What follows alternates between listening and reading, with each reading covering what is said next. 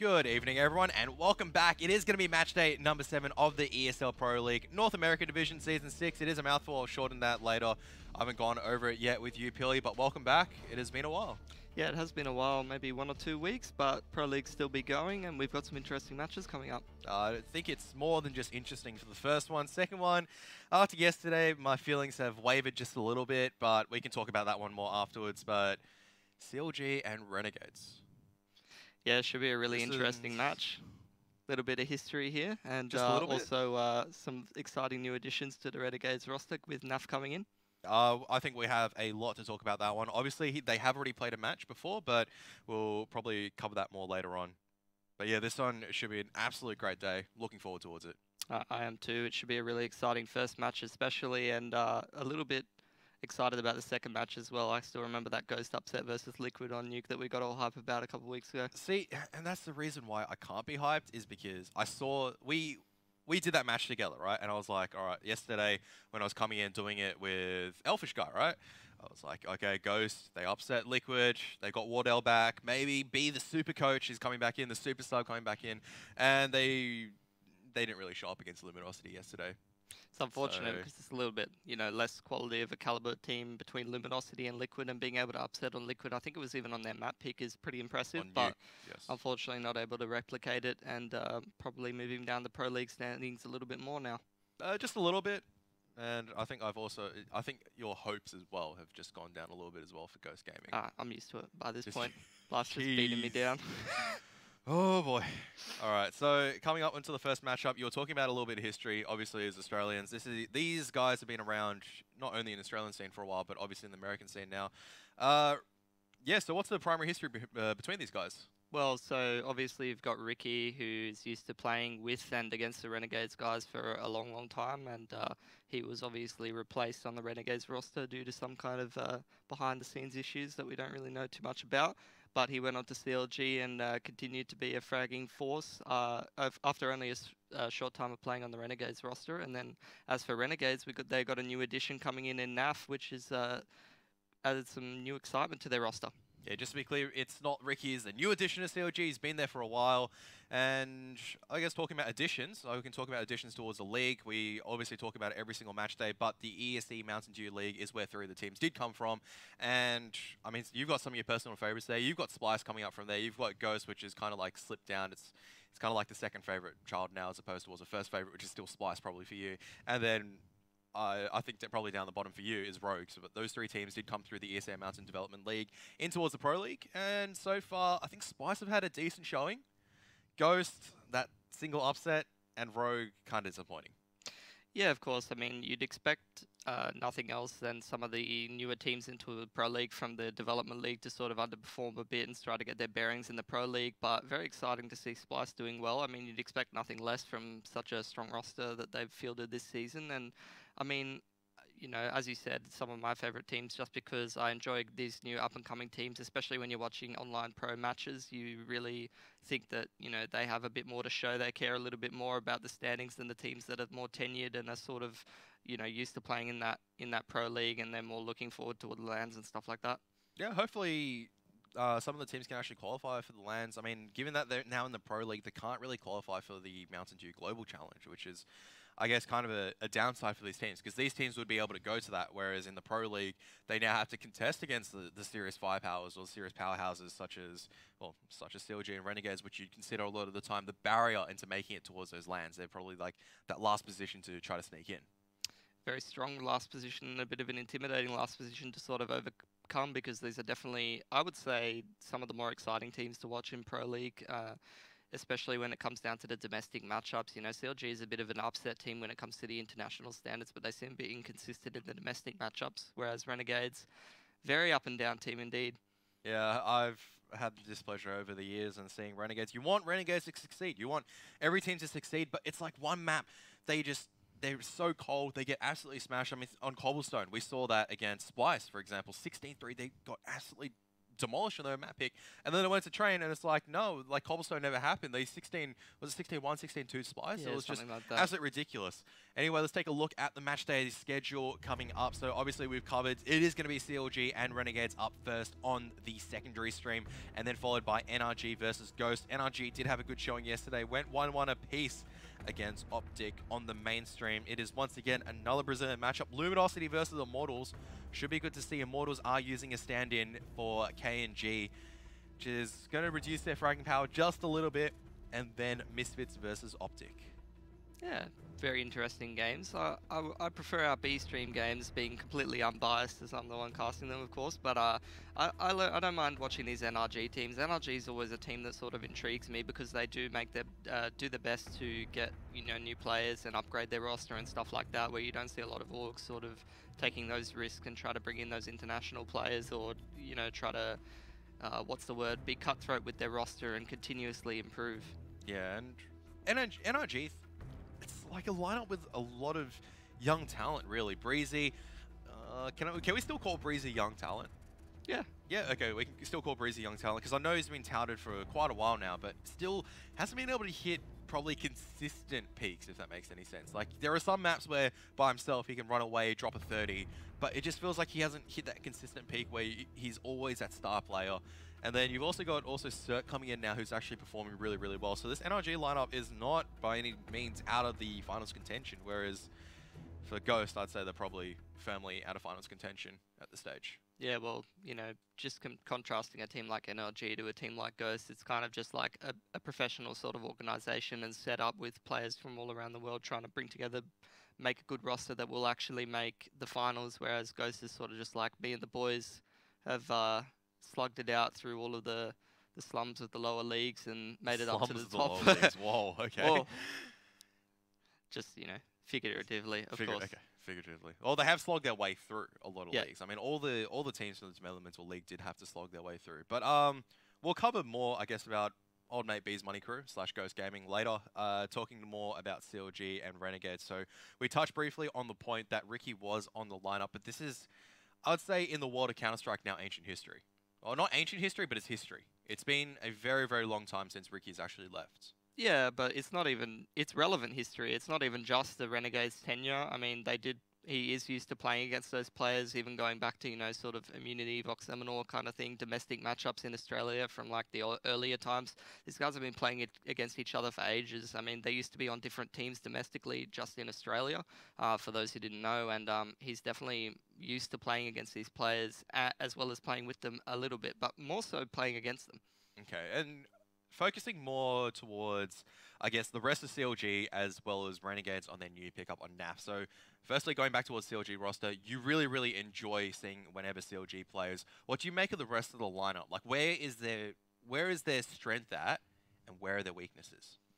I would say their strength is definitely in terms of when they have a solid game plan and they're all on the same page, they're able to put some of their star players in positions that really suit them and get the best out of them. It's sort of taking some budget pieces and trying to put it together to make a well-oiled machine kind of thing. And sometimes it really doesn't work, and sometimes it works beautifully and they can make some magical stuff happen.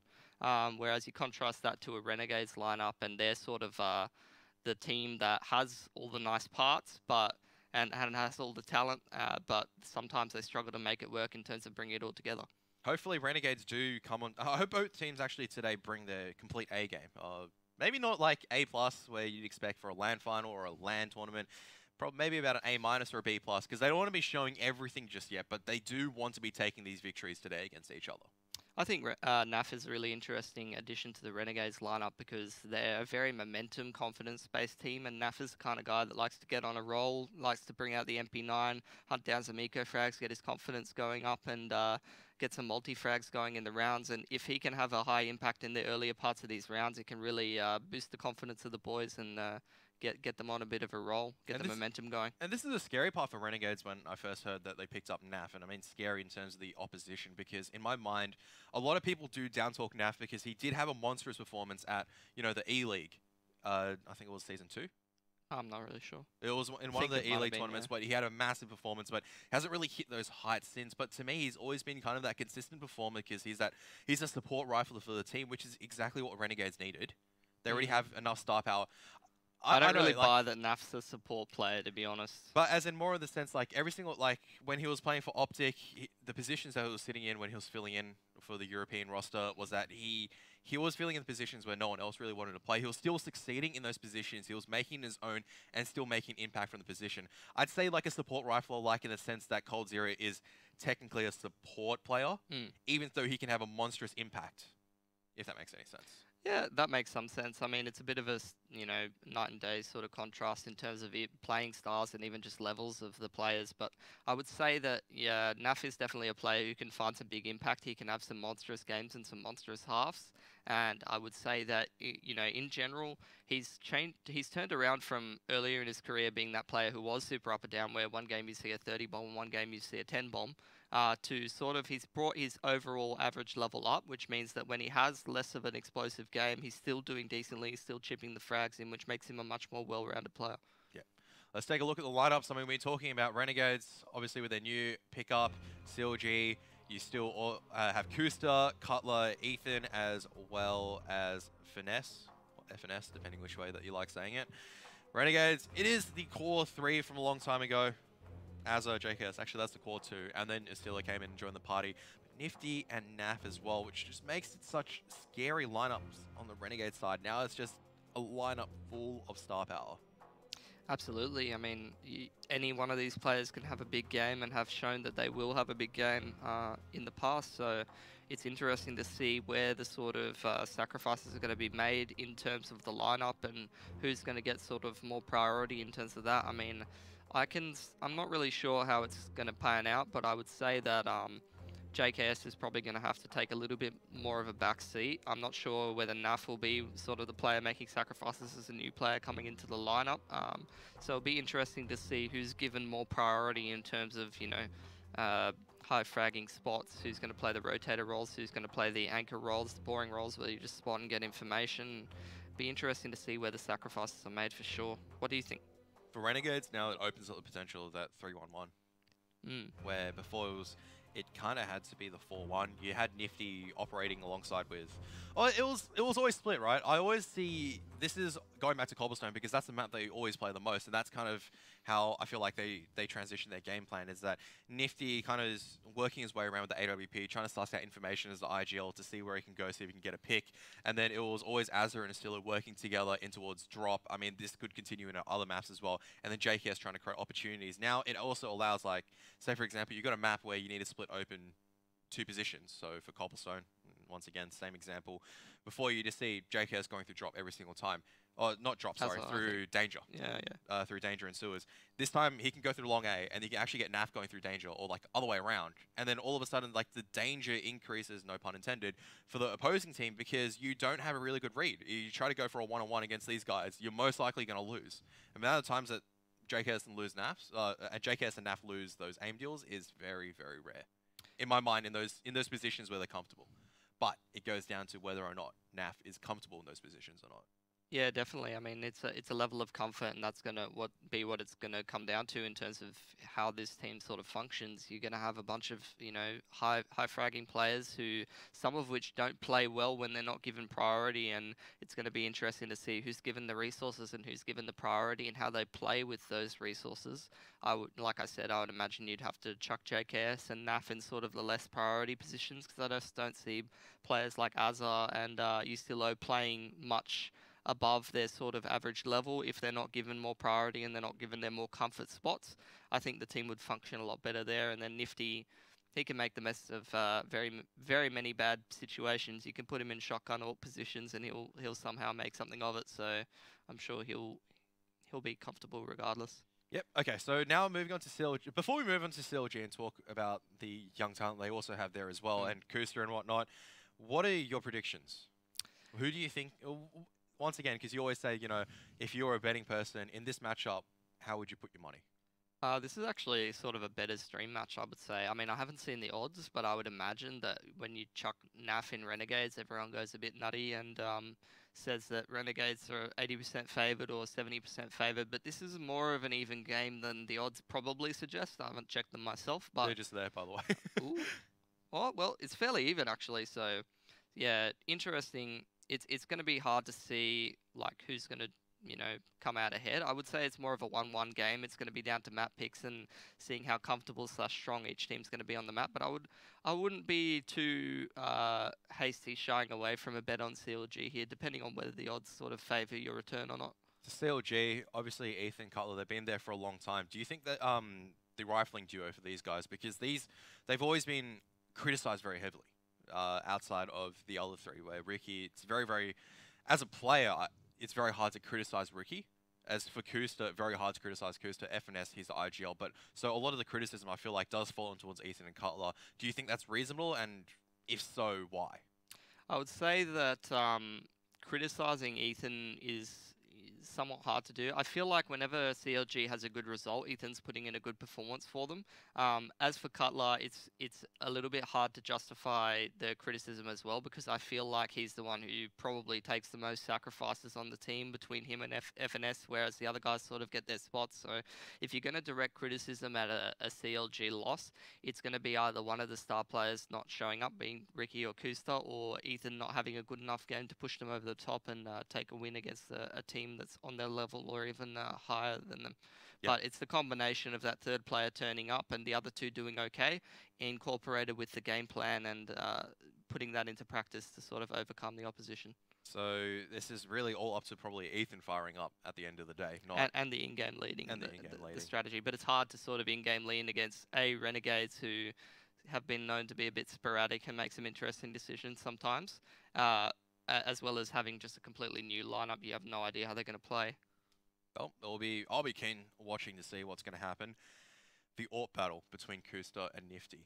I would say if Nifty wasn't IGLing as much on the T side for Nifty, I'd say this is not the matchup I'm really as keen for as anymore, because obviously with Nifty kind of IGLing, it does divert his attention away, which doesn't mean we can. Sometimes he does have like that moment where he's like by himself, he kills 3 people, you're just like, Nifty, why do we ever make you IGL? But do you think it's going to go down more towards how well his AWP's going to go on the CT side versus Kusta's T side AWP?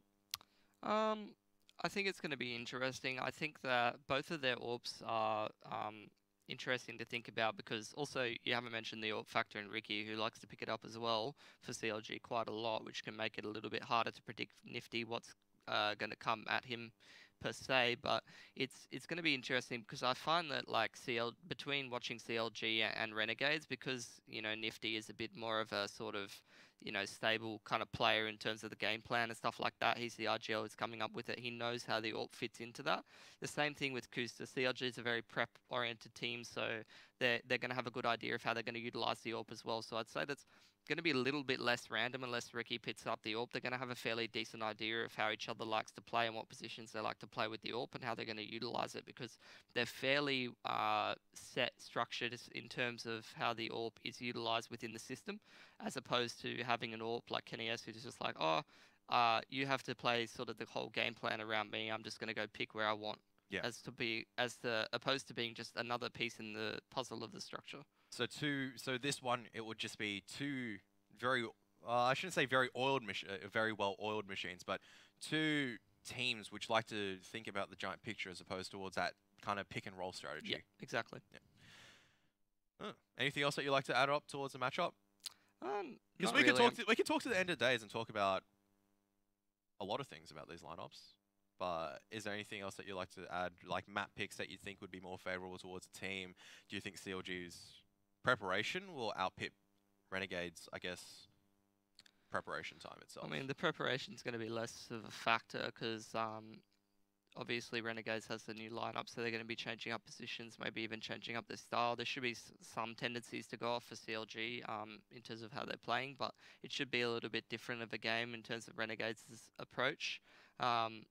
Obviously, it didn't go too well with Jace walking, so they're going to have to change up how they were playing, whether they're just going to slot Naf in terms of how they're, how their whole team's structured, and just say play the exact same positions that he was playing and see how it works out, because the other boys weren't playing too bad in that system. But at the same time, it's going to be hard to justify slotting someone like Naf into your team and just going, hey, take all the sort of less fortunate roles to make the whole team function, when you've got a player that's more successful than some of the other people on the roster and more experienced and more tenured. How do you tell someone who's quote unquote better than you to take a position that's harder, or that is given less priority or is going to be able to make less impact on the game. Goon competition. Yeah. Yeah. I'd say goon competition would be the way to settle it in Renegades. Absolutely, yeah.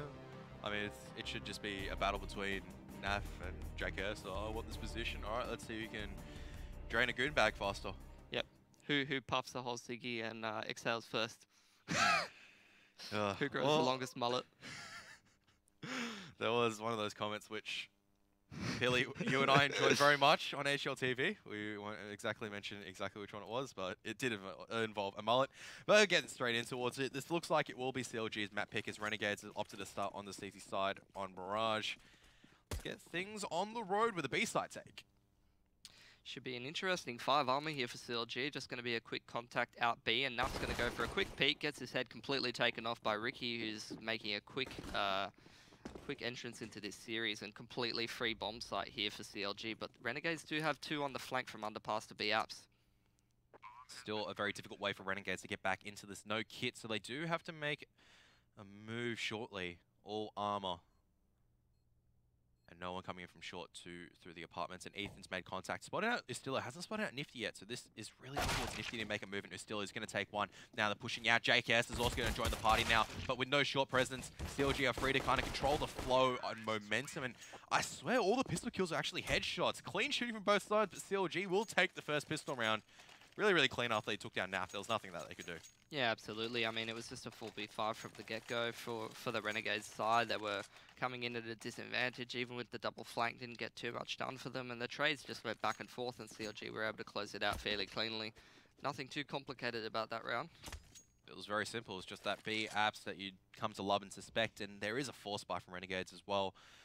CLG, I don't like how Ricky is isolated with the AK-47, but he is going to back out. I was going to say, if he does lose the AK towards a well-placed eagle shot or a push, it could spell trouble for CLG. But they have forced up quite a lot in this round, actually. You've got 3 AK-47s, you've got the UMP as well as a Galil.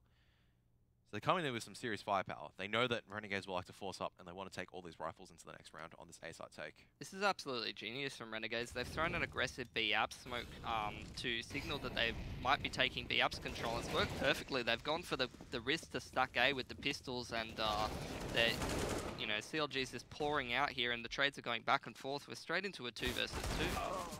Oh, down to a 1 and 2 now, but JKS should be surrounded very shortly. Ricky, he knows where he is, though. Ricky is going to back out. This is doable for JKS right now. He is still quite healthy, and Ricky is potentially one eagle bullet away from death, depending on the situation. And JKS has not spotted out the head of Cutler, and Cutler's just going to swing a little bit wider after he hears JKS. Losing a bit, but they take the round. Yeah, definitely.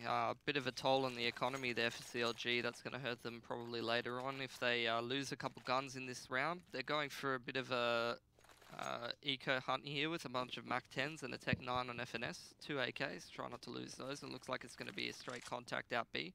I like that little play there for Renegades, though. They threw an aggressive B-App smoke to the back of B-Apps, and then they took the risk to stack mid and A, and then they just said that, CLG would assume that they stacked B, which they did, and they went out A, but the trades just didn't go their way, and they're just going to contact straight out B here into a stack. Let's see how it works out. Yeah, pretty well, because Kuster and Ethan is making bank, and this last MAC-10 should clean up that last remaining member on B, so losing a MAC-10 after 2 kills, there's nothing wrong with that. Especially considering Kuster most likely will be dropped in AWP next round as well. Yeah, absolutely. Oh, actually, might not. Depends on whether CLG think Nifty's actually going to pick up an AWP or not. I don't think Nifty has the cash to do so. He doesn't have the cash to pick up an AWP. He went for the force buy with the rest of the boys, so yeah, he's definitely not going to have the cash unless, JKS was going to go for a glass cannon, but it doesn't really make sense to do that at all, so they're just going to go for the rifles. Let's see if they have a specific approach that they want to go, or they're just going to keep this round fairly stock standard, just go for the 2-on-2. Maybe a 1-3-1, anticipating CLG's mid-control, but it looks like a fast A play straight out here for CLG. Let's see if they're going for a bit more of an execute. Looks like it, the 3 sort of standard smokes, players in position with 2 coming out the Palace. And Renegades is set up not too badly for this. They do have a player playing aggressively close up to the default area, that is JKS, so when the smokes come down, he is going to be separated from his teammates unless his old mate Ustillo over there near connector dives through the smokes to try and help him out, but Looks like Renegades sort of more worried about this mid, and in comes the execute from CLG. Smoke's being deployed. There's no counter incendiary grenades. Renegades did not have the cash to afford it. So now JKS.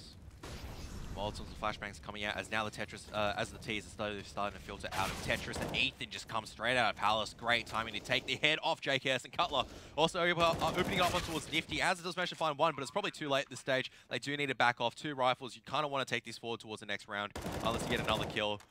And NAF is actually pushing up. They want to go for this, but they have no kit. Yeah, probably best to just back off and save at this point. I mean, CLG just perfectly winning the mind games in that round of, you know, whether in the first round do you go for a default, or do you just anticipate how your opponent's going to set up, go for the execute straight away in the first round, just segment off that player and anticipate that they're not going to play retake and that you are going to take the site and it's going to be a smooth execute. And looked like they had a very good idea of how they wanted to execute that. They've dry run it a couple of times and it was very smoothly done. And unfortunately, JKS makes the decision to play in Tetris without too much support, apart from a couple of flashes coming in from the connector player and the rotating short player, I think it was, on B. And it doesn't really do too much for him as he gets entryed very cleanly.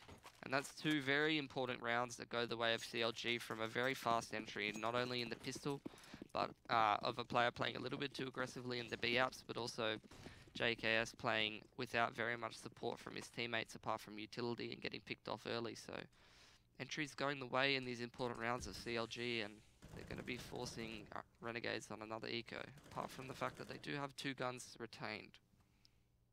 Could be a play towards underpass right now as Nifty is going to make a little bit of noise. Still is going to be charging in. Oh, he's going to miss the shots though. There's 3 CLG members right now. Ethan, oh, this is a slaughter for Renegades. This has turned really favorably for them, but Ricky, oh, by himself turns it back around. You thought Renegades definitely had that, but Ricky says no. And just completely boots Renegades into the ground from that. Very unfortunate. Definitely should have been a Renegades round there. A bit of a questionable decision there from CLG. I think they had 3 or 4 coming out underpass altogether. Expecting a little bit of either a save or an aggressive play off the low money of Renegades. And initially it doesn't work out for them, but individual plays just saving them, and Ricky showing that he's the best Australian player in the server at the moment. Okay, NAF actually picking up the second AWP. So there's only AWPs on the American side. Oh, no, Renegades. Oh, Ricky try peeking, nearly cost him his life. He's down towards 25 after being tagged through the edge of the wall. NAF's going to be happy with that. Bit of early damage, but not too bad of a trade for CLG. Honestly, it's the equivalent of Ricky trading 75 of his health to just sort of say, look, they've got an AWP on B. It's most likely a double AWP. It could be a single, but you'd expect Nifty to sort of play in that middle area, especially in the first little parts of the round. So they might anticipate this double AWP, and it looks like 2 coming out of connector fairly quickly here for CLG, and it's going to be a fast A split. JKS taking the first, and Ethan actually picking up Nifty, getting a bit too aggressive up cat. Up they come connector, and it's quickly a 1v3. CLG's execution and timing just being absolutely on point in this game. Yeah, so Ricky, actually now looking back, you're correct. Ricky, when he saw that information, it forced Nifty to look back from short, and they just boosted up from underpass and just took him out with the timing. NAF, I don't know why he's going for this. 1 on 3, does manage to catch out 1, but he's looking at the wrong angle. Oh, he'll actually catch out Ricky. They're not peeking. They're just letting NAF fly free at the moment, and now Smoke on towards the bomb. He doesn't have a kit though, and F&S. Oh, that was a little bit scary if you're a CLG fan. That was looking very, very hopeful if you're a Renegades fan. But I'm assuming attack pause should come out soon for Renegades in the next buy round, just to figure out what's going on. It's a little bit hard to analyze, to be honest. I mean, they've tried 2 different things. They've tried the fairly standard first gun round. They've tried the double AWP setup, and it came down to a very close situation with, you know, NAF getting some quick damage off, but they are going to be forced to save here. They're going to try and get a couple of kills, if not win the round. Quick little A stack coming out here for Renegades, as CLG have shown a little bit of a tendency to go contact out A, and Ricky quickly denies the aggression from Ustillo and JKS on the A slope. Ricky has been on point with the anti-eco so far, getting all these kills that he needs to do and staying alive, which sounds easy in principle, but imagine if you're being barreled down by 2 or 3 people after they just slaughtered your teammates. It's hard to actually hold your composure and make sure that you can take the kills, and now CLG should be cleaning up quite easily.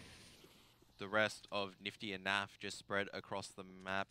Nifty might be able to kind of make a move and take an AK-47 and try to make a play.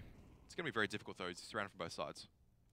Yeah, he's in between a rock and a hard place, so to speak, and Ethan just takes him out from behind as CLG just swarm onto the A-bomb site. Nice, clean anti-eco, hopefully not losing any guns here for CLG, and they maintain their economy control the rest of this half, as NAF does put down FNS. Looks like Ricky is going for a bit of a challenge, and NAF takes him down as well, so that's quite a bit of money down the drain for CLG, but it's not really going to matter too much when you're up 7-0. Yeah. I'm fairly certain most of the players have 10k in the bank, and that AWP has just been around for quite a while now as well. So it means that the T side hasn't had to buy up the AWP, and you can see a double AWP coming out once again. What do you make of this? NAF actually picking up the secondary AWP as opposed towards JKS? I think JKS is a serviceable AWPer. He definitely understands how to use it in certain positions very well, but I would say that NAF has got a little bit of a history in terms of being a hybrid, so they want to take advantage of that, at least see how it goes in the early stages. And you know, JKS is definitely not known as a AWPer. NAF does get a nice flash in there on Kusta and goes aggressive. Another flash, 2 flashes in a row going beautifully for NAF, and he takes advantage of it, taking down Kusta. That was great utility usage there from him. Really, really well done by NAF to take control of B-Apps, and you can see he's getting even more aggressive right now, deployed on the line, and Ethan's most likely going to cop it. Oh, there's actually 2 flashbangs coming forward, but NAF, oh, he's going to miss a shot. That is really, really well played by CLG to kind of counteract the danger, but Nifty also with the AWP playing close at Archers. It's going to be very difficult, and now Ricky's picked up the AWP as well, and all of a sudden it becomes a little bit more scary for Renegades. But it is going to be a 2-on-3 as Cutler finally makes his way on towards the bomb site. 2 versus 2 here, and they may not anticipate Ustilo coming in here from the flank on underpass. Of course, it's a possibility, but they haven't even got the bomb down yet, and they will be worried about multiple angles. Smoke going down onto the doorway and onto the middle of the bomb site to secure the bomb plant. They're just going to molly off the window, so they know that unless he's already come out checkered, no one can be out checkered at this point. And Ustilo is definitely going to be the key player here. Let's see if he's able to get a player before they're able to react, and he's not going to overcommit out the apps after taking out Ricky. Or Cutler now, a one-on-one dance between the 2 members, and Cutler is going to spot out Ustilo, still holding the angle with the AK-47. Ustilo does have a kid, he's got time, but he hasn't used any utility. He'll just take the one-on-one deal straight up, and Renegades do manage to finally take a round. Costly round though. They can only take a single AWP forward, but they do take one nevertheless. CLG's reign is stopped temporarily. A 7-round streak, which still in the end came down towards a one-on-one. CLG playing, I wouldn't even say on an individual level better, it's just out of team-wise, they just know exactly how to crack it open perfectly. I'd say game plan-wise, individually and, you know, team-wise, the cohesion coming together, everything going CLG's way, and worst-case scenario here for Renegades, completely reset if they lose this round, and only surviving with 1 member there, complete mixed buy here. Why did Nifty not buy armor? I assume he dropped a rifle over to one of the others. There is plenty of utility over there on Ustilo, and he would have only had 3k, so that's definitely an M4 drop there from Nifty, and that won't go too badly for him. Looks like CLG just playing fairly passively. They completely understand the money situation here. They're expecting a couple of SMG buys, anticipating a bit of top mid or underpass aggression, just staving that off as best they can before they decide what to do in this round. And looks like a quick head back here from Ethan from the A side of the map. He's actually just going to chuck a top mid smoke out for the rest of his team as they work towards the mid control. Ricky has been an absolute beast coming out of this underpass so far in this series, and it is 4 players towards mid here for CLG, and Renegades is not backing off as Nifty takes the first pick quite easily there despite being blind. And still, I think he's just using the edge of the smoke as well. Nifty just playing short with the AWP, is caught out CLG just a little bit. They lose the first pick on towards FNS, and Stillo, who's going to peek, but there is a wall there, so no one's going to take any damage for now. Nifty still holding the line. They are coming closer towards short, and he's going to fall towards Cutler. Ethan's also going to strike the palace at the same time, but there's just too many angles being shot from. Kusta now also making an impact, and NAF just himself with an MP9 sitting close towards Van. Has to go huge right now, but he can't. Ricky's going to find another opening with the AK-47. JKS just buying a little bit of time with the incendiary grenade. It's just going to stop the plant going on default for now, but they're just going to plant for short instead. Yeah, short plant coming down here, and CLG looking in complete control of this game. They look so cohesive at the moment.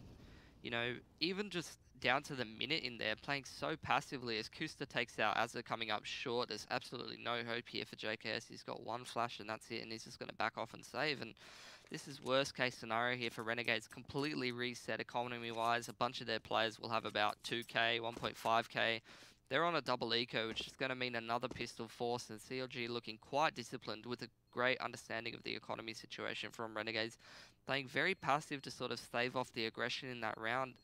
Actively hunting down JKS, trying to stop him from saving that rifle. And Cutler, Oh no. Doesn't quite finish off that frag onto Cutler. A good old 98-4 moment there from JKS, and Cutler takes him out. I swore it's like, all right, JKS should win this one. He'll be able to save it. And then I just saw the 5th bullet and 6th bullet miss, and the Cutler just spins it on him. And truly unfortunate, because this is, once again, this is a nightmare for Renegades. Nothing to work with in the bank account. No dollaroos.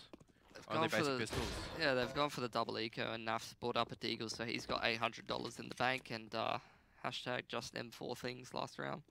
Fortunately there for JKS, but once again, CLG set up quite passively, leaving the bomb in spawn, anticipating some aggression, understanding that Renegades has very little money and they're going to have to be a little bit more aggressively, get up close with those pistols. Very nice round there from CLG though.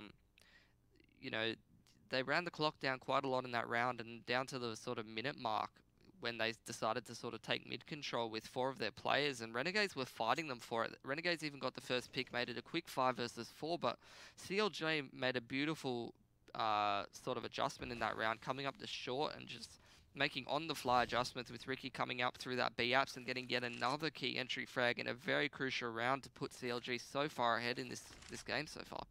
It's starting to blow a little bit out of control. I mean, it's not over just yet because we are ticking towards the half-point mark, but when it's up 8-1, you're seeing such a great game plan out of CLG where it just almost feels like they're always, or it doesn't feel like, they are the ones in complete control at the moment. They are dictating the terms, and Renegades can do nothing but watch and stand by. FNS, you don't want to be pulling a grenade in that situation, but they do manage to get 2 kills at mid, so very least 2 AKs retrieved. This could be a fighting potential for Renegades in this round, back down towards a 3-on-3, but I think they should just back out right now and try to take the AKs forward to the next round. You can see Ethan's already going on the hunt. Yeah, they definitely want to retain these 2 AKs because it might give them an opportunity of buying next round, actually. But Ethan's on the hunt with the MAC-10. He's going to spot one of them running into the B apartments, and Nifty does have a Molotov to sort of prevent Ethan from aggressing, but Ethan with the beautifully placed nade into the TV room there blows up Azza, and he's going to try and hunt down Nifty here as well. Nifty sort of trying to play an off angle, but unable to make it work, and no guns retained is going to force Renegades on yet another eco, unless they're going to force themselves into some kind of very weird money situation here. But I definitely expect an eco, especially with the tendency to buy double AWP so far in this half. But they are going to go for the save. They recognize that they are down 9-1. They need rounds on the board if they're going to make this map competitive, and they're going to need a bit of a miracle in this half if they're going to try and get something done. Yeah, they need CLG to make a rather large misstep, I would say, at this stage, where CLG just go, all right, we're up 9-1, let's just start getting a little bit careless. It's because when you think about it on Renegade's side, right, it's, like, once again, it's not even like Renegades playing poorly in my mind, it's just CLG, they're doing everything right. They're finding the picks, they're finding the right timings. Renegades, no matter what you do, there's always a CLG member who's predicting what you're going to do. Like, what do you do at that stage when you're getting out-read so hard, where it just feels like, yeah, you thought that you were going into the library to read a book, but now you're actually the library and someone's reading you instead. Interesting analogy there. I would say that they need to try not to be a library and instead be some kind of other public service building, and be a little bit less predictable in terms of their moves, and get a few of those individual plays in there, as JKS does get the trade out luckily there, but still in favor of CLG, although Ricky has dropped most of his health here. But quick stack towards the A site here for Renegades, and bit of an over-rotation. CLG not really forcing their hand over it, and they are going to rotate back towards the B site, but they're going to be interesting to see if they're going to wait for, I think that's FNS there in mid, to actually be the point of aggression to sort of try and force Renegades into overstacking towards A, or whether they're going to go out B first. And it looks like FNS is just going to be the lurker to control the rotations. Azza, being the point man here on the B site, needs to get some work done if he's going to stop CLG in this round, and he does take out Cutler very quickly. 15 seconds to go here, and he gets himself a second. Beautiful work there from Azza. Kusta coming in close, misses the AWP shot. This could be it for Renegades. Another round potentially won, as FNS just a little bit late towards the party. Azza does great work, making sure he takes down Cutler, which is really the only full HP rifler coming in towards the B side from B-Apps. Well, Ricky, he had to hope really, really hard. It was on 5 HP, nothing that he could really do. And Kusta, after he comes in a little bit late, can't stop the rotation, and Renegades do manage to pick up a hard-earned round. Need to take another one on the back of this, though. If they lose this one, it's just a rinse and repeat. Their economy is reset, and CLG are free to kind of dictate terms. And CLG actually coming back towards the A side, but Renegades might be going for a flash push. You can see that Nifty coming in with the AWP, and then, oh no, they made contact towards A-Ram. Ethan's going to get 1 kill, and now they're fighting out. Ethan's going to get 2 entries, and Nifty, oh, he does manage to get a pick, but he also slides out alive as well. He's down low, though. Needs to be cautious. Yeah, CLG really recognizing that indecision was definitely the factor in losing that last round, and they say, what's the most decisive thing that we can do in this map right now?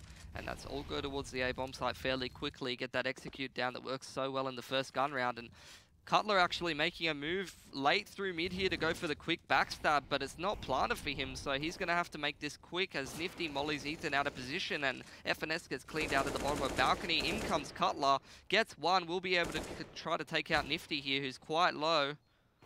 Oh, he takes down Kuster on the cross. That was an instrumental pick from Nifty. This will allow Naf to defuse. Huge plays coming out from Nifty. That was such a crucial pick. Absolutely, and they're going to retain the double AWP into the next round, and Renegades starting to wake up a little bit here, starting to hit some nice shots, get some crucial frags, and they're understanding that, you know, they haven't really tried to take a foothold in this game so far, and they're starting to get a little bit more aggressive, push a little bit, be a little bit less predictable, and take control of this game rather than letting CLG walk all over them. And CLG most likely will resort back towards a default setup right now. CFNS actually making his way towards B-Apps, maybe making a little bit of noise, but otherwise it's not going to mean much. Oh, actually, as soon as I say that though, Ricky is just going to pop his head out of the palace, and Ustello, well, he won't have a head anymore. And CLG now with the pick, they can just kind of work around. Maybe they'll make a flash play as JKS has come towards balcony, but 3 stacked on the A site, the left B site completely open once, B site. Only with a single member actually anchoring, and that's closer towards short as opposed towards a B site itself. Yeah, he can't really hold B at this point. Once you start to get a man down in this sort of situation on the CT side, you need to make an aggressive move, and that's exactly what Renegades do. They push up mid with 2 members and they trade out beautifully. Anticipating this aggression coming out of FNS through the underpass, and Ethan comes out mid at the same time, so they retake the mid control, and now it's a battle for who's going to make the decisive move in this round. CLG need to try to take a bomb site before the Renegades member gets in position to defend. But it is going to be Nifty coming around here with the AWP, and CLG are out of flashbangs to stop him. Yeah, that flash, it might have been instrumental because it did miss. Oh, Nifty, another great shot. And FNS has already been tagged up, 17 HP, has to switch to the AWP to try to make a play. But all Renegades need to do right now is play patiently. They'll just wait for the bomb to be planted, then come in together and take them out. So there should be another Renegades round, which is once again really, really well played by them to make a comeback after losing a single member. Unless Naf does that. Yeah, he's been very, very aggressive in this series so far in terms of the re-peaking and showing no respect to CLG, and it's definitely got him punished more times than it has worked for him. But luckily, JKS doesn't lose those. Nope, and he will be able to find it eventually, so Renegades pick up a 4th round, which is exactly what they need to have a fighting T-side half. They need probably at least 6, which is really, really good considering they were down 9-1 at one stage. Best case scenario, but still not good, as you would expect Mirage. Even though it is, you know, somewhat of a balanced map, you'd want a little bit better than 6 rounds on the CT side, but it really depends on how well you can get that T side going for Renegades, and it's definitely going to be interesting to see if they have a cohesive T side. And CLG just bashing their heads into the wall, going straight out for the A execute once again, and Renegades not as much in position to deal with this, as they do have Nifty actually aggressive on top of Balk here, completely out of position, and he's getting isolated by a lot of the utility, but counter flash is coming out here from Renegades to delay the push from CLG. Yeah, Nifty, you can just see he's just trying to hide right now, and Ethan can push up so far ahead. It's a 1-for-1 trade, but they've lost one of the AWPs, which is probably something that you needed. They still have ticket control through right now. Kusta, you can't miss flashbangs like that. Estillo does a little bit of damage, but now the AWP is posted on the jungle line. Needs to be cautious of the ticket line as well. But CLG, they're not making any move in towards A site any further. Just deployed just to see if they can wait and bait for Renegades to come out. Yeah, absolutely, and it's slowed down so much here to a 4 versus 4 situation as CLG is completely out of utility and they don't even have the A bomb site. Bomb dropped at A slope, FNS forced to watch the flank just in case a backstab does come in, and it looks like it is coming very slowly here for Azza, and just as FNS rotates around, in comes Azza for the backstab.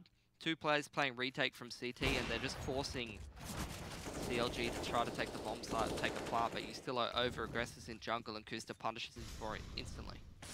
And there you have it, the Molotov on towards Naf as well, but this is all down towards Azza and JKS. And, well, JKS, he strikes once, he drops the bomb carrier. Ricky will trade it out, but Kusta's on 2 HP. Definitely doable for Azza once right now.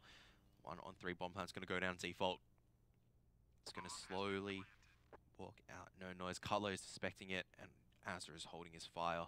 But Cutler, he's waiting, but the spray transfer is too good. But Ricky knows exactly how to react. And Renegades, oh, that is not the best money situation to be going into the final round of the half. Absolutely is not, and, you know... Well, neither is CLG's, to be fair. Well, definitely better than Renegades. They've definitely got tons of utility to work with. They've got a couple of options and a couple of AKs to work with, and interesting that round working out that way as CLG go for a very, very quick stack towards sort of the B bomb site, and Renegades making a quick push up mid here, but contact straight out B coming out, flashbangs over the top from the CLG side, and Naf's completely blind, caught out in the open. He doesn't fall back or anything, he just sits in the truck area completely flashed and it's taken out quite easily. And right now, this round effectively started. Oh, this round finished what started for CLG. A B-side push in the pistol, now a B-side push with the rifles. Going back to the old faithful. And so there should be a CLG 11-4 half, which is... I'd say for CLG, it'd be a little bit disappointing considering that you're up, 9-1 at a stage that you wanted to carry forward. But 11-4 on a T-side half is pretty sick. Like, that is insanely good. Yeah, I mean, the whole time they had complete control of the economy. I don't think they had to save once during that half. Renegades completely put on eco, reset. I think it was once, maybe even twice, especially towards the end of that half where it started to matter a little bit less, but still definitely didn't work out for them when they had very little money. Naf definitely being a little bit over-aggressive, getting punished for that a couple of times, but interesting factor for CLG is some of those rounds that looked a little bit less convincing, but they still won in the mid-round.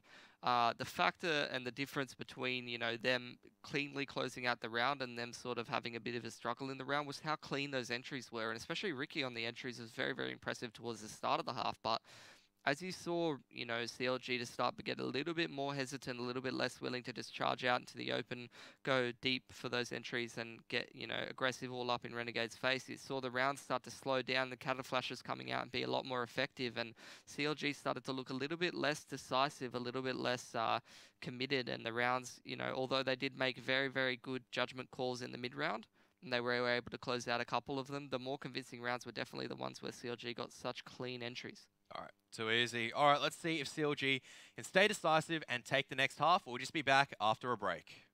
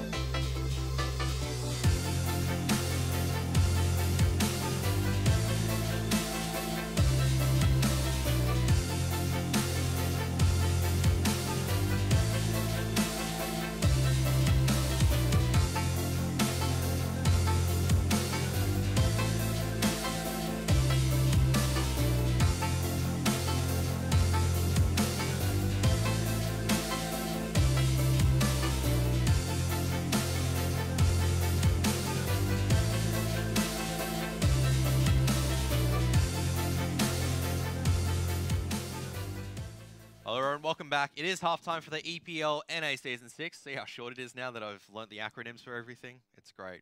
But 11-4 for CLG right now, another acronym, against Renegades. Not CLG versus RNG, and CLG flows off a lot better than RNG does. RNG is just like, we use that to describe if you're playing a game and then you get completely unlocked out, I guess, or great RNG, praise RNG as this, but otherwise you don't really use RNG as acronyms.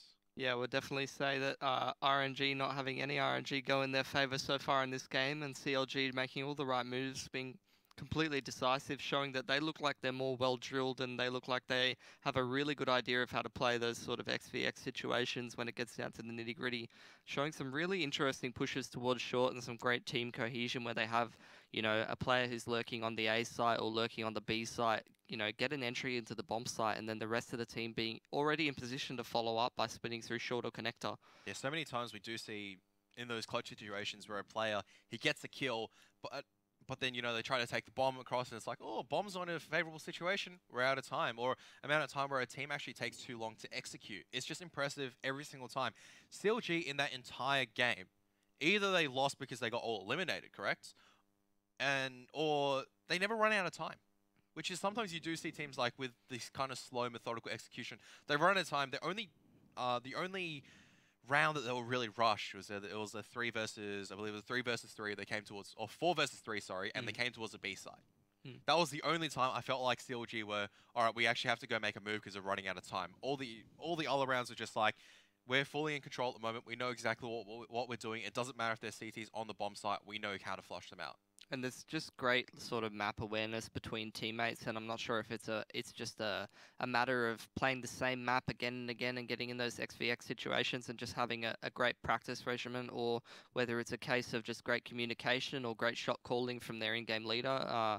It really seems like everyone's on the same page, and when you have sort of a player who's making an aggressive move towards one side of the map, the team's in position for, if that kill goes the right way, if that player gets the entry, you know, they're ready to capitalize and they're ready to turn the round in their favor.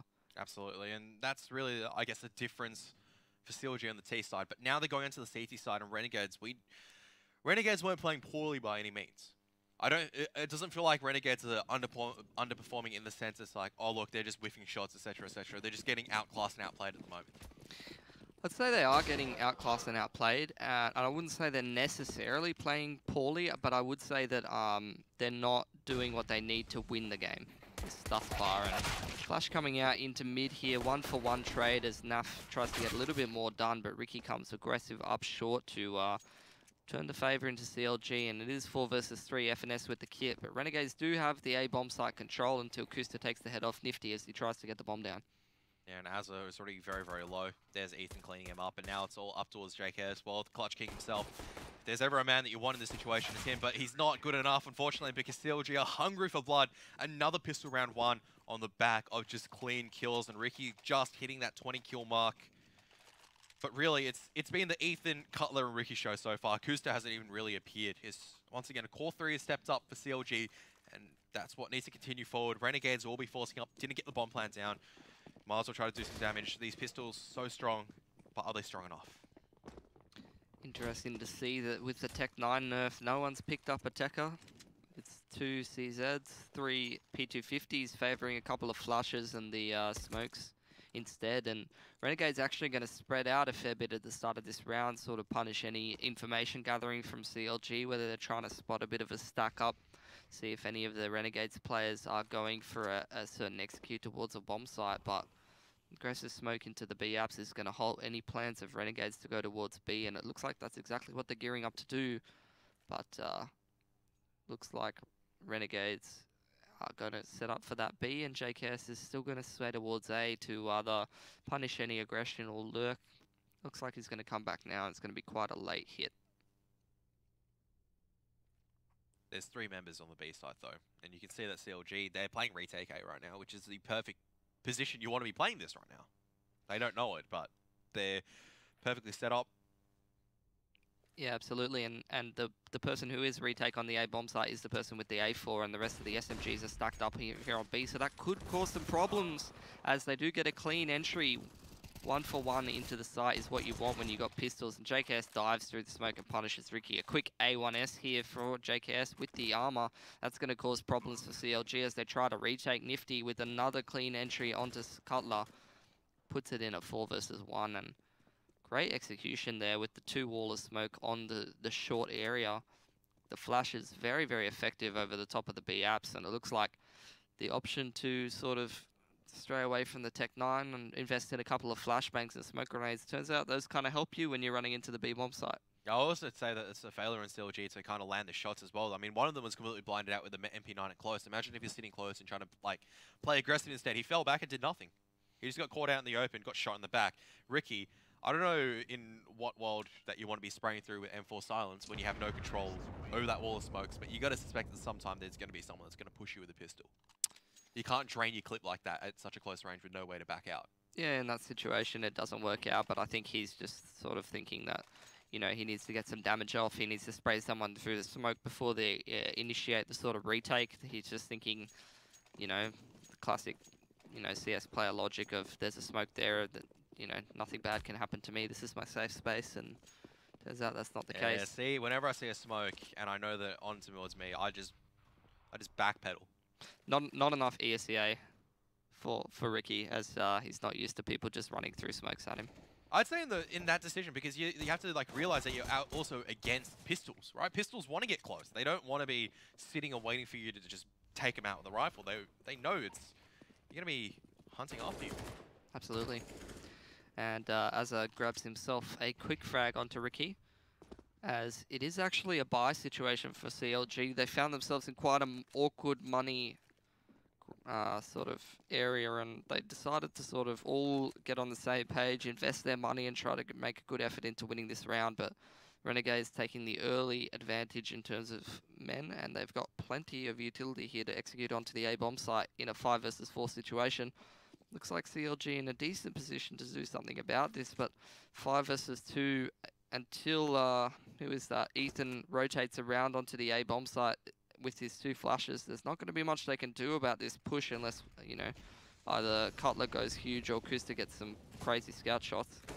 I don't think that's going to be a possibility, because they are swinging wide and making sure all these lines are being cleared up. Ethan, I don't think he can do much. He's locked behind the smoke as well, and JKS of the M4 is going to take him out. FNS does manage to retrieve a kill, but that's only just on the MP9. Doesn't do enough damage, unfortunately. So JKS decides not to switch towards a different M4, but this is looking better for Renegades. This is exactly how you want to come back into it. As picking up the MAC-10 and NAF on the MP9, so they should be able to farm up some great cash here as CLG goes for a complete eco. No armor purchased whatsoever. Be interesting to see if they go for a double and they opt to go into the AWPs, or whether they'll rely on the rifles for the next round, as quick top mid control here for Renegades, playing this one fairly standard except for the smoke toss on top of the Molotov. That's disgusting. Oh dear. This is very, very clean and quick. Now Renegades are starting to wake up, because that's what I was saying, right? CLG, if you drop a few rounds and allow Renegades to come back into it, you start slowly losing control. This feels like if CLG lose, this is the perfect way that CLG loses. Absolutely, you can't give you know, the momentum to Renegades. You can't let them get their foot in the door and get a bit of confidence going, because that's when they start to hit their shots, and that's where they start to get aggressive and unpredictable. Looks like CLG do opt to go into the rifles for this round, not relying on the AWP whatsoever. They're going to just stick to the 5-man rifles, and looks like a fair bit of pressure being put onto middle. They have actually got Ricky. I'm not sure if he's aggressive up in the underpass, or he's not. He's in. They got Ricky and ladder, Kusta on short, and one playing towards the jungle window area and complete retake A. They're both in ladder. Yeah, they're playing double short. This is interesting. What do you make of this, where Kusta's watching the short angle and Ricky's watching the underpass angle? I don't think I see many people actually do this. First time I've seen it in a while, that's for certain, in a pro match. I mean, the only thing I can really think of that's similar to this is when, you know, Tai Lu went for that double aggressive short sort of push and controlled mid and that, but they're not even looking for mid control. They're playing quite passively here and there. Naf's going to molly off the ladder, so this is going to make things very, very awkward here for Renegades, and they do have multiple players up here in Cat. They've heard Kusta burning in ladder. Azza takes out Ricky in the ladder room, and Yustillo takes care of Kusta quite easily, so Definitely not working out at all here for CLG, and Renegades with 5 alive. Let's see if they're able to maintain all of these guns as JKS gets another one. Ethan not purchasing head armor despite knowing that his opponents do have weapons that can one-shot to the head. And FNS is going to lose that aim deal quite easily against Estillo. And there you have it, Renegades. 5 alive. Yeah, imagine that. CLG, they were up 12-4 at one stage. They won pistol, they had everything, and the Renegades on the back of a B site have never stopped looking strong now. It's what CLG did. Very, very different style. Renegades are just winning this on the back, I'd say, of brute force. Not as much tactical map maneuvering. There still is obviously tactics behind it, but they're winning it just on the back of winning all these aim deals quite solidly on the basic map. Absolutely, yeah. Ricky has got himself a Zeus, the signature Zeus. Let's see if he's able to get anything done with that. Naf refuses to buy anything but an MP9. And Kevin, what would you do if you and 4 of your boys had 10k in the bank? I'd combine and still be nowhere close to buying a Sydney house. In fact, I don't think even if the boys all had 16k in the bank, I'd barely be able to afford a down deposit. That's ridiculous if you think about it. Like 5 people as Ethan picks up a kill towards B, retrieves a gun. That's alright. Just buy skins instead, as Azar does take out Kustar. Ricky grabbing himself an M4A4, and this has actually turned into a 3 versus 3. Stillo going to take advantage of those smokes and get down the Hellraiser's plant on the right side of the default. As Stillo chucks a Molotov out, but CLG running through these smokes is being a little bit ineffective as Renegades is not going to make that mistake. And they do close out the round a little bit less cleanly than a couple of the others. Let's see how many AWPs CLG does opt. They go straight for the double. 3? Probably just 2. Oh. I mean, I know most likely it's going to be 2, but... Nifty does have an AWP again, so first time we're going for this AWP battle, I believe, in this map so far, which is interesting considering that I suppose Mirage has become a little bit less of an AWP-centric map for sure. With all the smokes and utility that gets expended in mid, there's less and less opportunities to go for picks unless you're going to go for, jump out window into connector, and Renegades is going to anticipate this adjustment from CLG, and they're going for the full B execute that works so well with those pistols. Looks like they do have something particular in mind, but Ustillo goes running out without a flash from the boys, and Ricky puts him down quite easily. FNS behind the smokes here. Let's see if they do push through. Then Ricky with a second. These flashbangs completely useless against Ricky as he gets himself a third, winning this round by himself, all 4. Can someone stop this guy? Absolutely ridiculous. Nifty does manage to tag him up, but look at Ricky, he wants more. And, well, Ethan's going to steal it off, but didn't give him the ace. Round. Moral victory Disgusting. achieved. It's like, you can try to come close, but Ricky, this guy's a secondary AWPer for CLG. It's so scary when you consider that. But Renegades, there's so much money to play with, they don't really mind as much. But when you just have that single round where they keep all the guns up, just huge, huge impact. Yeah, that's when the individual factor comes in to sort of take control of this game for CLG. As Ricky, once again, making a massive impact round. That's a very important round for CLG to win there. If they did lose that one after investing in the double AWP, it wouldn't have been happy times for them. Looks like a 3-man contact out Palace, but they do get smoked out, and Asa gets taken down by Kusta. These AWPs being extremely effective for CLG, and Ricky goes exactly where he wants. He was towards B previously, but he goes towards A, not being as comfortable over there on that bomb side as Naf takes him out. 4 versus 4 here without too much utility actually used to take control of the bomb site, and Renegades trying to get themselves in some post-plant positions before CLG comes barreling onto the bomb site. It was a really, really weak Palace hold. Smoke went up and they assumed, oh, Renegades aren't going to walk through this surely, and Renegades go, no, we're going to walk through it. And once again, Smoke, the bane of CLG, they tried playing a little bit more open. Estillo, he's just a couple of shots away from death if only Cutler knew, but he doesn't, so it means he'll still stay alive. And Nifty will take down Ethan, and now Nifty will take a second as well. He wants to have a little bit of revenge, and FNS is going to stick on the defuse. Kusta takes down JKS. Nifty, nothing he can do. He's locked out of this, and CLG returning a bit of the favor earlier on as they come one round closer. They lose a lot of people, but they should be able to rebuy up into this with a double up after taking one forward as well. But well recognized by Renegades to realize that after CLG deploys smoke, they don't really watch it as well. Yeah, plenty of money here for Renegades to work with, so they're going to have buys for the rest of the half, and that looks like they are going to go for attack pause, talk through the strategy a little bit. You know, it's exactly what you'd think, honestly, Kev, like CLG making the making the adjustment and taking the double AWP into this game, changing up a couple of things in their sort of their game plan, and Renegades, you know, trying to make the right moves in terms of going for that B execute, going for the contact up, A Palace, changing up a couple of things to try and take advantage of the fact that they're anticipating this change from CLG, but it's not working out for them. Just that absolutely monstrous 4K on the AWP from Ricky. He's made so many key impact rounds in this sort of game to put CLG over the top. I mean, on the CT side, it looks so convincing, but Renegade's getting a bit of a momentum and it just gets completely halted. I mean, that last round was a little bit closer, but Ricky making such a huge impact in this game so far. And there you have it. The double AWP setup coming out once again. CLG, Ricky looking to get aggressive towards A ramp, coming very, very close, and there is only JKS right there. Gonna try and hold off anything. That's not a normal position you sit in AWP, but who am I to question arguably one of the strongest AWPers in NA? Just because of his off style, I'd say, as well, where Ricky, he sits at a lot of off angles. Because that's an off angle and a half. Yeah, he AWPs from wherever he wants, pretty much. I mean, you've seen that showcase just in the last couple of rounds. He's been B apps, he's been towards A, then he's been towards, like, middle. He goes where he wants to see if he gets the picks. He's obviously been given a lot of freedom, and looks like a little bit of connection issues. Hopefully that's not the actual server and that's just GoTV, as we are watching a bit of stop motion here. There we go. Looks like we're back. Smoke off to the top of connector. Renegades, looks like they have gotten Azza into the connector, into a prime position. Smoke coming out towards jungle. Let's see if Cutler's going to check this. Azza blows his head off, and it's a 5 versus 4 quickly here as he takes out Ricky as well. JKS coming out and trading out Ethan, and that was a beautiful split. That's exactly what you want, Kev. You want to get a position, a player in a perfect position, either aggressive in ladder to punish rotations or up connector to sort of make an impact play. Oh, Kusta. Ooh, this could get interesting, actually, in a 3 versus 2.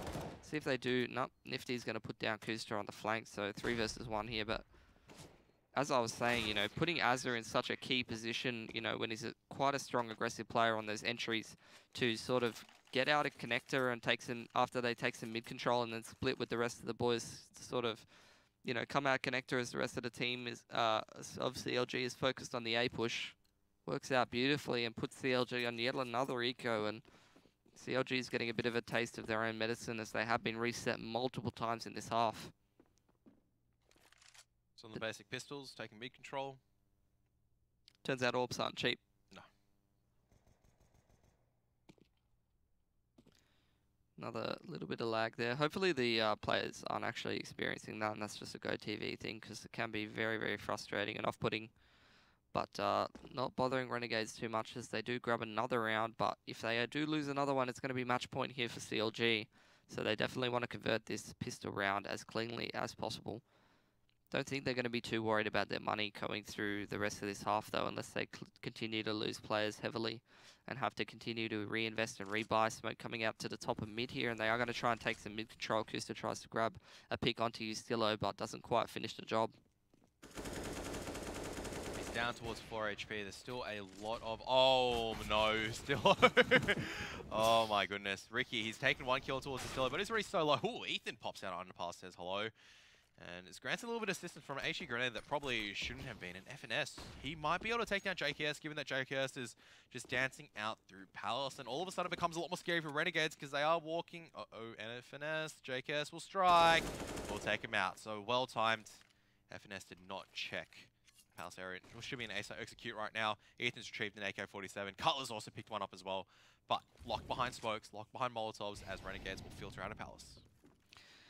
Be interesting to see if they try to convert this round. Obviously, it would absolutely break Renegades at this point, but Renegades need to sort of convert these rounds fairly cleanly. It helps to get that bomb plan in, grab some money for the rest of the boys, but Nifty posting up on jungle here is going to make it quite difficult for CLG to retake, including the fact that they don't have a kit, and they're just going to hold on to these AKs and opt to try and buy into the next round as cleanly as possible.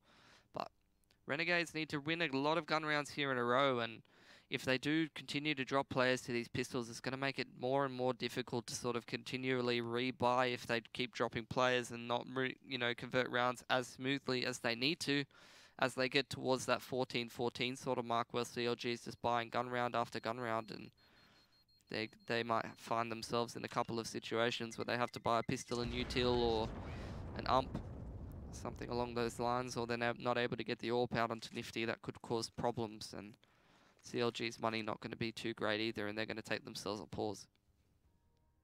Yeah, they need to decide what they want to be doing right now with these two AK-47s. They were on the eco just then, and fairly certain they would have to be on the double eco as well, so they might decide to just force up behind the retrieved AK-47s, which means a lack of AWP. Well, acoustic and bind AWP, lack of utility, not as much body armor, whereas for FNS, lack of utility once again. Renegades still a bit of cash to work with, really. Yeah, they should be good for a couple more buys here so far.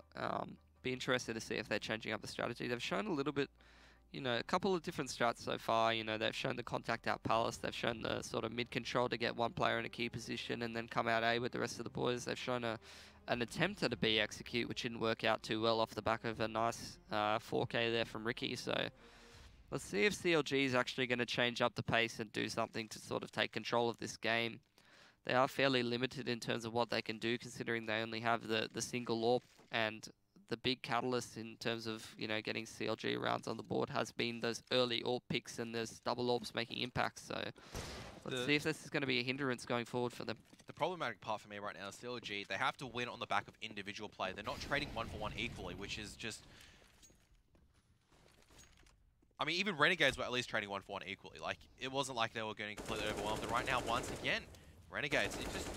Naf is just walking in. He's just like, there's no one there. Just gets two people. That's already a good trade because now it's a 4-on-3. You've got access to the A side because you've boosted one up. As is Raid, just assassinate Cutler a headshot as well. That they lose A side control. CLG, the only way that CLG can lose from 12-4 up, well, this is how you do it. Imagine that they were 12-4 up. They won the pistol on their CT side as well, and to only win 2 rounds on the back of that after, well, there was a Ricky 4-kill. That's literally been it since.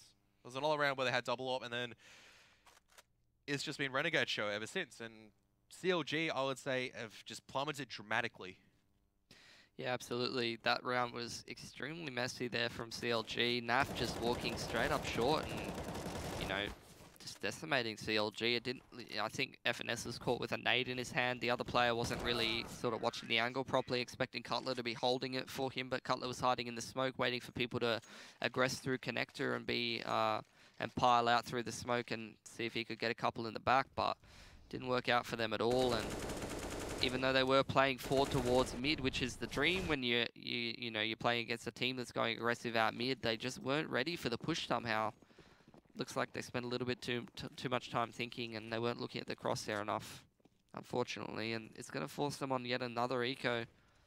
Renegades cruising to success, and once again, Azza being put in a really good position to sort of utilize his skill set, getting himself in one of those annoying positions out towards jungle, boosting up, and he's the perfect kind of player you'd want for a Mirage underpass player.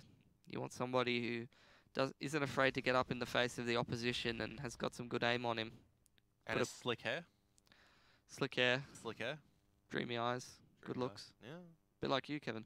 Oh, thanks, Billy. But I don't have the dreamy eyes. I nowhere near the same amount of Counter-Strike prowess that Azza has. Maybe dreamy eyes in the sense that it looks like you're asleep. It is very early morning on right now, so for both of us, I'd say, Mitch. For both of us. Yeah, especially when you're up watching Mykonos last night. Alright, now it is going to be Renegades looking to make a move. They've slowly taken that mid control, now just shifting back towards A. Ethan spots that one, just puts a P250 in NAF, a single bullet. It's just going to inconvenience NAF as opposed towards anything else at the range. Still a headshot won't get the kill, so this should be another round for Renegades, as Asila will also pick up one as well. Doing great work, getting himself in aggressive positions, cutting off those CLG rotations, not letting them through the murder hole at all, and it's defining where CLG can and can't go as Renegades take the A bomb site fairly cleanly here. Not losing too many players, exactly what they need, and they're probably just going to have, at this point, enough money to buy for the rest of the game, so key round here for CLG. They're probably going to spend all their money, might even go into a double AWP, which was what was so successful for them in the earlier parts of this CT half, where they had any success, to be honest, 1 or 2 rounds here and there. They Was barely off the had back. any success on the CT half. But when they did, it was that double AWP, so let's see if they're able to utilize it again. Tough round for CLG and Renegades. They know they're very, very close to bring it back. And this is the match we were expecting, but I wasn't expecting it in this kind of fashion. I was expecting it to be a lot closer, where rounds are being traded tit for tat, not at just absolute dominant T sides and, dare I say, very flaccid CT sides. It's not been very inspiring CT sides from either team. Not something to really write home in the textbooks, but T sides definitely, for Renegades, it's a good example of how to utilize his star players in the positions. For CLG, definitely an example on how to utilize a team-based effort and taking control of Mirage. Absolutely, and it looks like, you know, CLG on that T side, all the boys had a couple of Red Bulls. They got fired up, they got amped, but it's fizzled out. They're out of energy, and they're gonna have to rely on. That's why you have coffee next to you the entire time. Yeah, might have needed that slow release. Give them the stamina they need to close out this game. Coffee and banana. It's the cleanest way to go. Is where to have that slow release energy to frag it up or commentate all day, as now they do have to frag it up in the A site, and a wall of smoke's going to come up. Ethan's going to be isolated out, and there's a little bit of deja vu, because I saw JKS in this position earlier, and he wasn't able to do anything, but there's no presence from Renegades. They're lagging a little bit behind the incendiary grenade. Steelos, though, does manage to get the trade 1-for-1. A little bit of a hole in the smoke there, which could mean a little bit of disaster, because Kusta gets a pick on towards NAF. That is dangerous, because the bomb has been lost. Estella has to go for the default plant, and that is way exposed. No smoke grenades. It just has to be blind cover. Estella will be able to take down Ricky. That is a crucial pick. No one else left in CT spawns to deny the bomb plant, and now it's a 3-on-3 retake. FNS coming in so late. They will be filtering in. They do have no kits to work with. As Cutler is going to make contact first. Stillo's done his job in this round, getting a couple of key picks, and now it's down onto Nifty to hold the angles as they try to take the bomb site. Stillo getting another one for himself, and JKS put in the clutch position in the Palace, but Kusta's got no kit. He's only got an AWP to work with, and he doesn't want to lose that. Looks like he's going to grab himself a pick on Nifty, who's gone for a little bit of a bunny hop through the connector. Stillo doing the same, and he's going to take out Kusta. Was that a 4K from him? Yep. Absolutely huge. That instrumental pick was on towards Ricky at CT. If he missed that, that meant the bomb was lost. CLG would be able to all rotate across. Could have been a disaster for Renegades, but still, what a time to step up just then.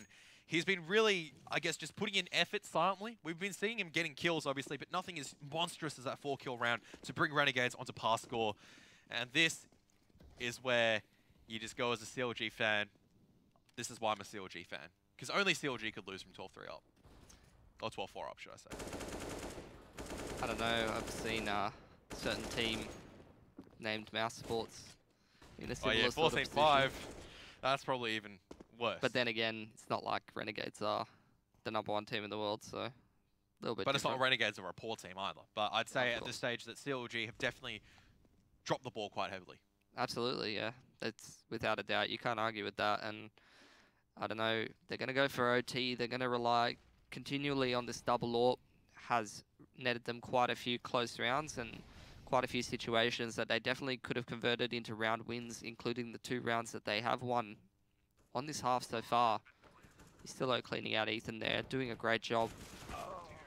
It's a good combination of him either entry fragging onto the bomb site or going for a little bit of a lurk. He does both quite well, depending on what the situation requires of him. And these aggressive riflers for Renegades making all the difference in the key rounds here. Absolutely opening things up and converting the key rounds that they need. Let's see if they're able to do it again. As 1 AWP here for CLG. They've got all the utility in the world that they desire, and it almost was enough to stall out the rounds unless you still had to make those impact frags on that A bomb site, when CLG had sort of stalled them with the utility after the initial A execute came in that last gun round. All the difference was made off the individual play, and CLG are going to need another one of those if they're going to take this round. And that's the scary part. You can't rely on individual players every single time. And now Nifty has decided to make a move towards B. FNS, he is dancing with death right now, and Nifty's pushing ever closer up. A flashbang could be the single turn for the tide of this battle. 30th round. Mr. Renegades just slowly trying to find positions. You can see FNS going to be flashing in. Oh, Nifty can't dodge it, but FNS, all he wants is information right now. Doesn't want to overextend himself, doesn't want to risk it. But every single flashbang means just one less to hold off any decisive push that will come out from Renegades, and that's what they're grouping up for right now. They're grouping up for this final execute towards the B site, and CLG, well, they are primed to take mid control, but not the B site. This is all up to Ricky and Finesse to hold this. I'd say CLG is in a pretty decent position to hold this. FNS just needs to do his job. He needs to get 1. If he gets 2, it'll be absolutely beautiful, but CLG's completely given up the A site. He's going to back off to jail, in comes the execute, and it's going to be interesting to see whether CLG opts for this backstab. He gets 2. He's beautifully set up to defend this, and it's going to take a big individual play from one of these Renegades players to close out this round, and they're not going to be able to do it as Ricky sprays Nifty through the wall. And this is the Pro League dream. Overtime. Absolutely, overtime. But not in the fashion that we really expected it to be, and once again, it feels like we came into this match with a ton of hype. You know, we were both excited for this. We thought that both of these guys would just have a slug out. If you ask me, it's like, do you think it would go to 30 rounds? I'd say yes. Has the potential to go to 30 rounds, but not in the sense that both teams had a really poor showing on their CT side. And for some reason, now it comes into overtime, they're going to have an insane showing on their CT side. Yeah, and it wasn't even necessarily that convincing of a round from CLG. It was a good read in terms of, you know, all of their players being in the right position. They completely gave up the A side of the map because, you know, Renegades didn't really show very much presence towards there. But they did play heavily towards that mid and B area to sort of, you know, counter whether Renegades was going towards mid or going towards B, depending on what they wanted to do. Renegades decided to go for another one of those B executes that seems like one of their main go-to sort of plays, and that's what they did end up leaning towards and relying on in that last round. And it wasn't that, you know, heavy impact play or that double AWP impact going towards the favor of CLG. It was just a hard read on what Renegades was going to do. They got straight rock, paper, scissors, and I don't know how many more times in that OT that's going to happen. That's the whole thing as well, though, where FNS did manage to get the 2 picks. He wasn't flashed out long enough for Renegades to actually get access into the bomb site. They jump out into the deaths, and there's nothing that you can do from there. You've already lost 2 members, 3 still stuck in B apps. There is...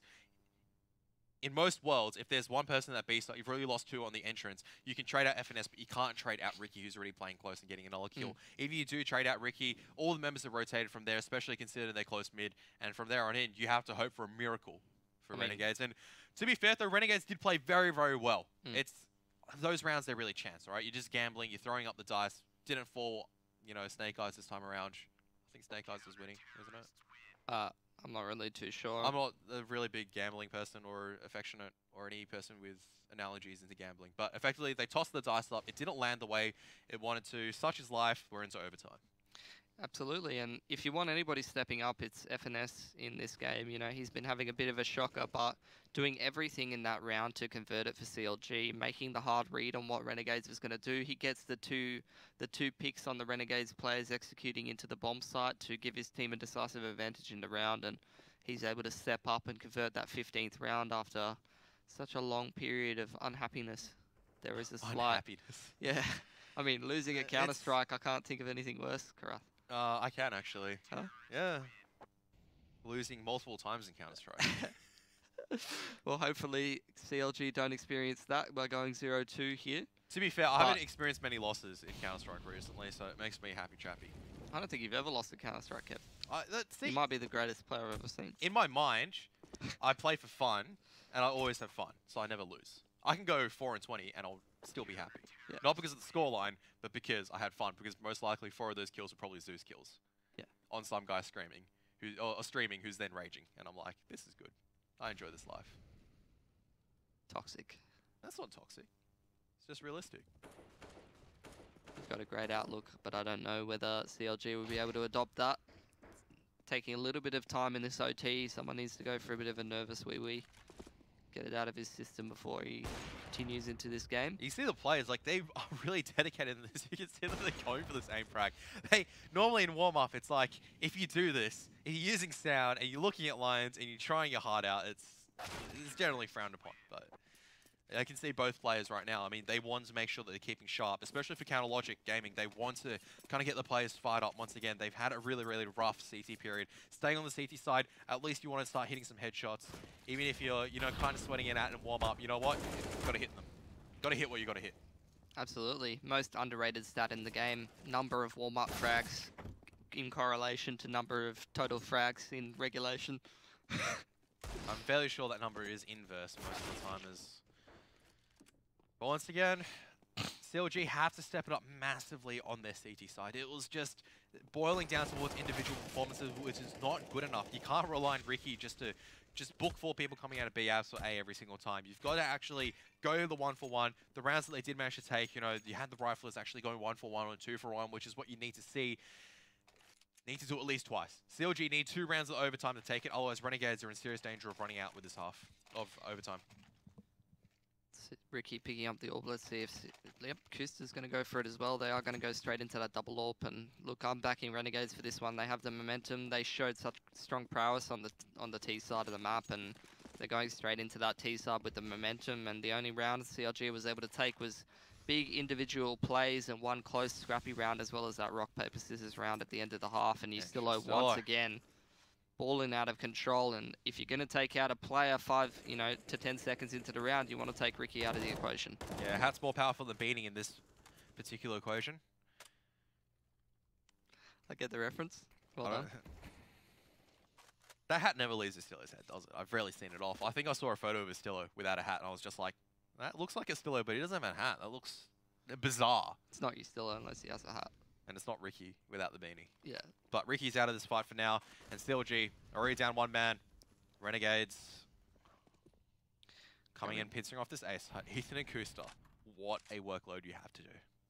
Absolutely. They're grabbing some connector control. They're in all the right positions.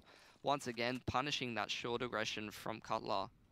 Whenever they take that connector control, you can easily get called off by a player coming out late short and catching you by surprise, but it hasn't been the case. Regardless, CLG still in position to defend this decently. They do have 2 players on the A bomb site, which is the best you'd hope for in this situation, but JKS getting a clean entry as Ethan misses the first couple of bullets, and it's a 4 versus 1 on that bomb site with the other player trying to rotate in, but FNS getting 2. Absolutely instrumental once again, because it's reset it back towards a 2-on-2, and they're isolated. But Nifty, what a shot on towards Kusta. FNS trying to get Nifty on the cross. We'll be able to clean up.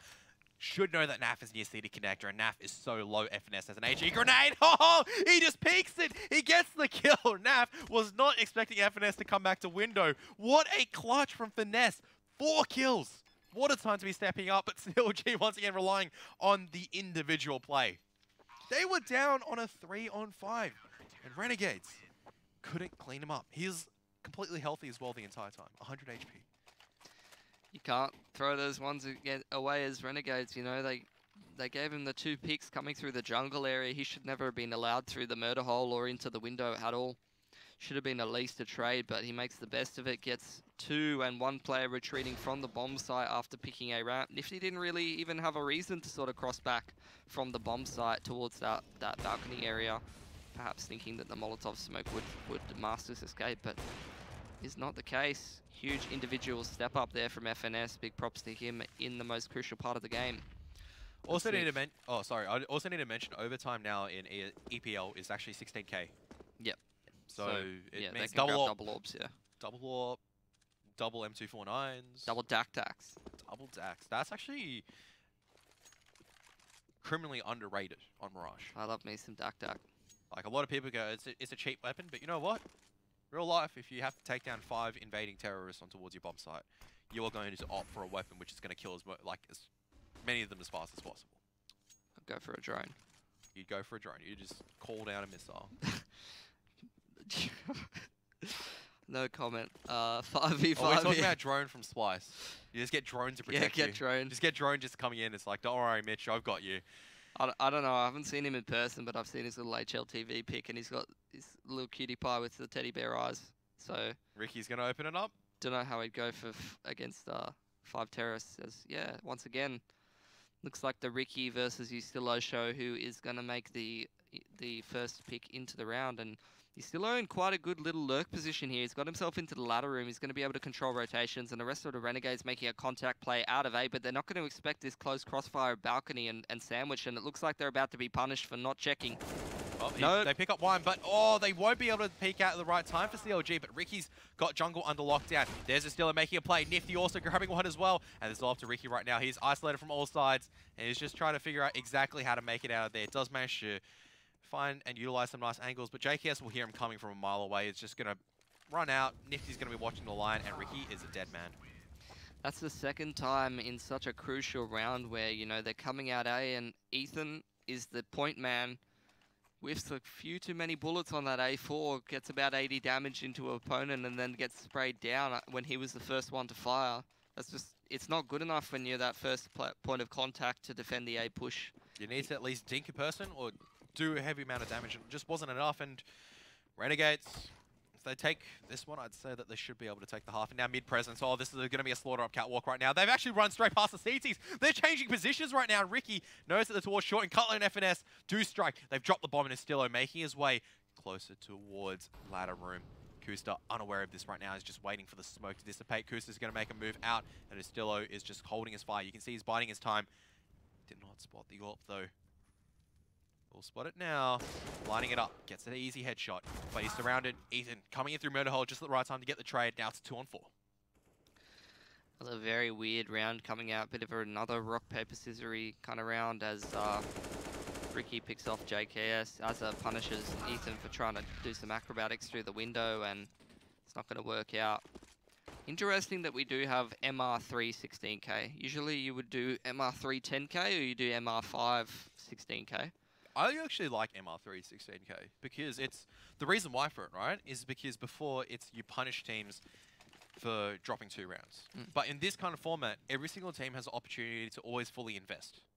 You're always going to have an AWP, you're always going to have the utility. It comes down to your execution and your skill in every single round, not as opposed to, oh, you did really good in 2 rounds, and the third one you can kind of just roll over a very easy team because they don't have as much utility. See, the problem with that and the argument against that has always been the fact that it means you can just employ a bunch of sort of more quote-unquote sort of cheap strategies where you buy, you know, DAC-DACs or you buy AWPs and you abuse some really, you know, annoying positions that you wouldn't necessarily see in regulation, where it's not realistic for you to sort of grab 16k and be able to invest in those kind of strategies, but they can be surprisingly viable and effective. But looks like no one's feeling creative today.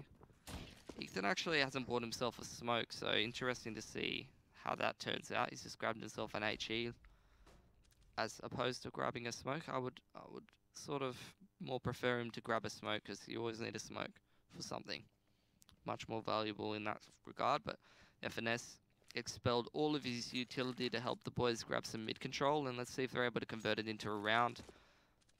Yeah, FNS definitely had a really, really good CT side towards the end.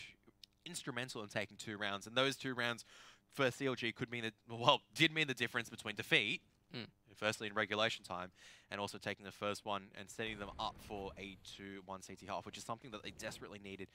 And now CLG need to go back towards the way of executing quite well. And that nade does no damage.